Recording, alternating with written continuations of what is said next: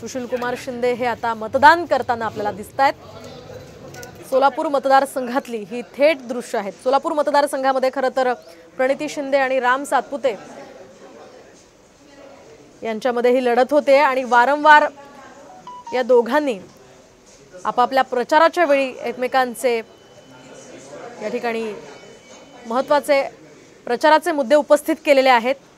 खरं तर राम सातपुते हे हिंदुत्वाच्या अजेंड्यावर निवडणूक लढतायत, तर प्रणिती शिंदे यांनी आपण केलेल्या विकास कामांचा पाढा वाचून दाखवलेला आहे। त्यामुळे जनतेचा कौल आता कुणाला मिळतो ते पाहणं अतिशय महत्त्वाचं ठरणार आहे।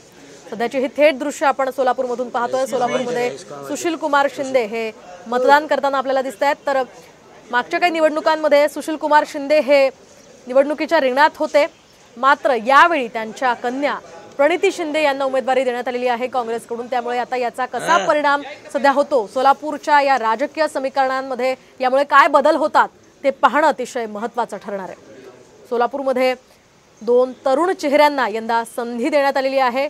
भाजपचे राम सातपुते जे माळशिरसचे आमदार आहेत आणि प्रणिती शिंदे ज्या सोलापूरच्या आमदार आहेत त्यांना संधी देण्यात आलेली आहे। त्यामुळे आता लोकसभा निवडणुकीच्या पार्श्वभूमीवर हे दोन्ही आमदार भिडणार आहेत।